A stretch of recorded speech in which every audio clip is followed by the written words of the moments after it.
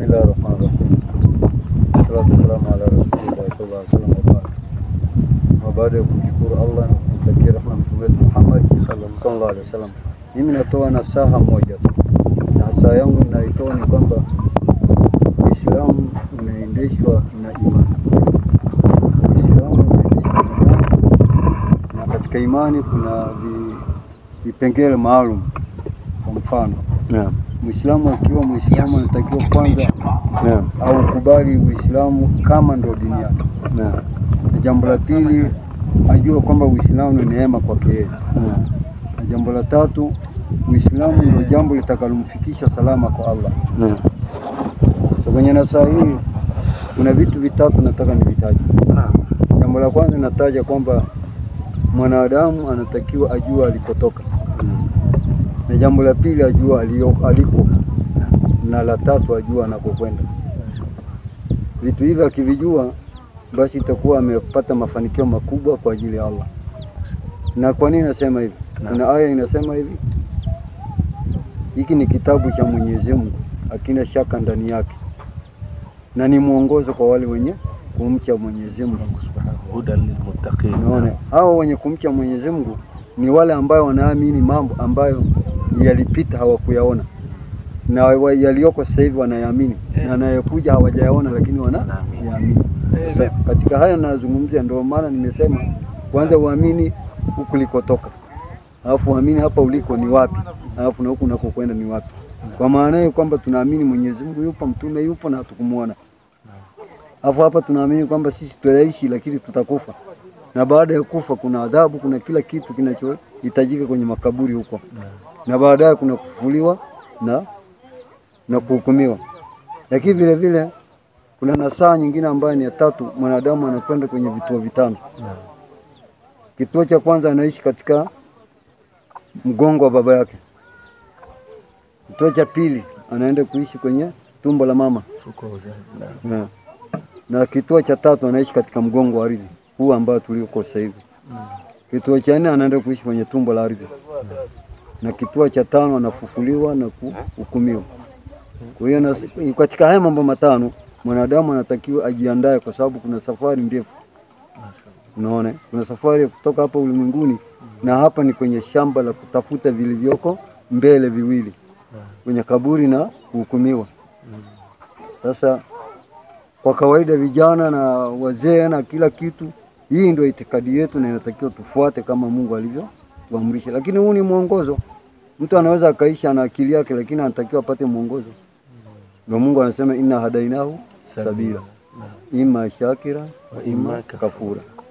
Hakika tumetoa mwongozo tena na njia, si ndivyo?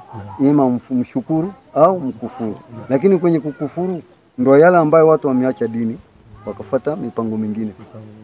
Na kwenye kuacha dini, kwenye surati al-Baqara kuna sehemu inasema hivi, wale waliochukua ahadi kwa Allah, waliochukua ahadi kwa Allah, baada ya kuja kwao wakaja wakaacha ile yani alladhina yanquduna ahda Allah baada mithaqihi wa yaqtauna ma amara Allah. Wale waliochukua ahadi kwa Mwenyezi Mungu, baada ya kuja kwao sasa wakaja wakavunja amri za Mwenyezi Mungu. Kuvunja amri ya Mwenyezi Mungu kupo katika hii ardhi, lakini kule mwanzo ahadi inakaa vizuri. Sasa unapovunja hapo, nitakiwa mpaka uanze tena kutubia ndio urudi kwenye salamu. Sasa tulia wengi turudi kwenye kutubia ili tupate salamu. Assalamu alaykum warahmatullahi wabarakatuh. Nilikuwa naomba la mwisho bwana. Naam. Unajua katika mambo, katika hizi itikadi zetu na katika hali ya kujiendea ibada zetu kuna tofautiana. Naam. Na katika hili hatumlazimishi mtu ndio kuwa katika itikadi fulani. Ndio.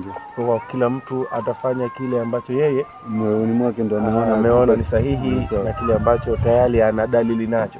Kwa Mwenyezi Mungu Subhanahu wa Ta'ala akiulizwa kwa nini umefanya hivi? Anasema nimefanya hivi kwa sababu imamu fulani wameeleza hivi. Swali langu liko hapa. Tulipopokea kwa wazee wetu kwamba mtu akifariki sisi tunamuombea dua, kufanya hitima, nasoma Qur'ani, lengo na madhumuni ile Qur'ani imfikie. Sasa nilikuwa naliomba, hebu waeleze vijana wa sasa Maanake tunajua nyinyi wazee mmepata vitu vingi sana kuliko sisi. Hebu tupe faida hapa, vijana wapate kujua ile Qur'ani sababu zinafikia marehemu. Iko hadithi ya Mtume Muhammad sallallahu alaihi wasallam, nani kaipokea, ila anasema hivi: afdal min ibadati qiraati Qur'an, ubora wa ibada yoyote ni kusoma Qur'an. Hapa sasa ndio tunaanza kusherehesha mambo ya kwa nini Mtume sallallahu alaihi wasallam alipokuwa amezika mtu, wakati fulani walizika mtu, akasema hivi: wa idha faragha dafnu akhikum tastaghfiru li akhikum, mkishamaliza kumzika ndugu yenu muombeeni msamaha. Sasa tunarudi kwenye aya, msamaha ni upi sasa? Tunamsomea Qur'ani, kwa sababu afdalu ni ibadati qiraati al-Qur'an, ibada iliyo nzuri ni kusoma Qur'ani. Kwa nini inakuwa ni nzuri kusoma Qur'ani? Kwa sababu hata kwenye kuswali kwenyewe tunasoma Qur'ani. Sasa itakuwaje kama mtu atakuwa amekufa asisomee Qur'ani? Qur'ani ndio kiombezi cha kila yoyote aliyoko katika Uislamu.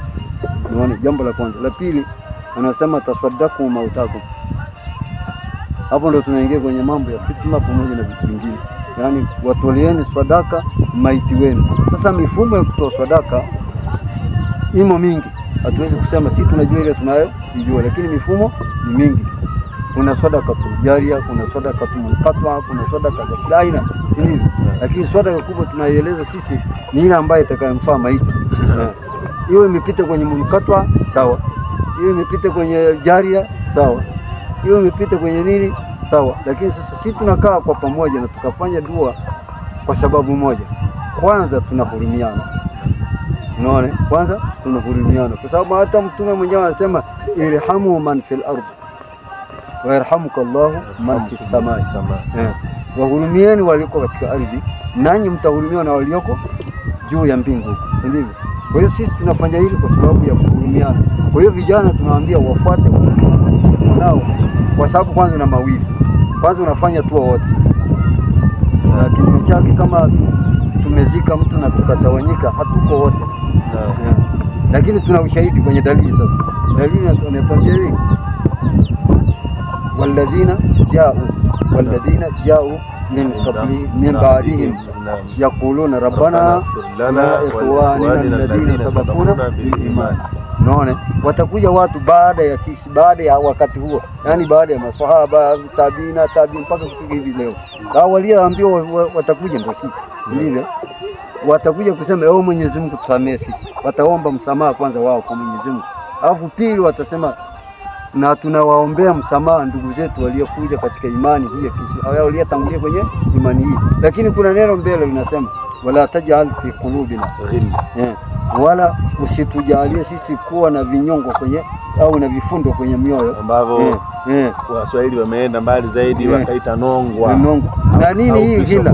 Nani hii ghilla? Kuna watu wanaitumia ghilla sasa hivi, na ni Waislamu.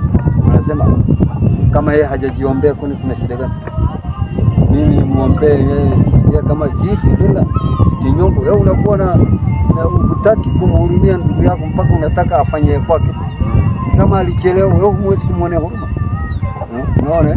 Na bado kwa hivyo hapa kuna wengine sasa unakuta kumbe kwa darasa unalotupa baki kuna vijana wanawafanyia nongwa baba zao kabisa, wanawafanyia nongwa mama zao. Na hapa kwenye wazazi kuna vitu kama vitabu. Kwanza Mungu anasema hivi: wa wasfaina al-insana biwalidayhi ihsana,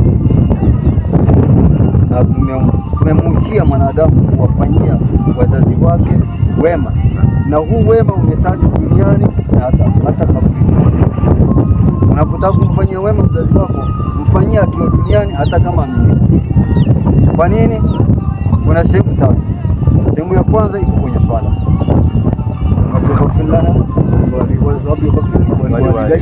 warhamhuma kama hii ni ya kwanza.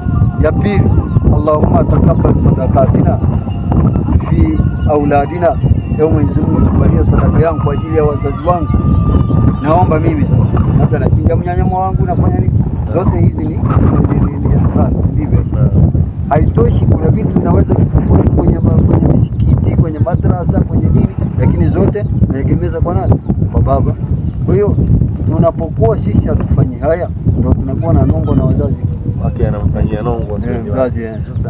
Ndugu mtazamaji wa Ibnu Muhammad Online TV, nadhani umepata faida nyingi kwa wazee hawa, kwamba sasa unapoacha kumwombea dua mzee wako, unapoacha kumtolea sadaka mzee wako, basi wewe unamfanyia nongo, wewe una kisokolo kwinyo, huna mapenzi na baba yako. Hivyo tutoke kwenye hali tuende kwenye hali nyingine. Qur'ani inafika kwa maneno ya mashehe zetu hawa ambao wamepokea na adilla zipo nyingi fil Qur'ani wa sunna, katika Qur'an na hadithi za Mtume Muhammad sallallahu alaihi wasallam. Hivyo twendeni tuwaombee dua wazee wetu. Naam.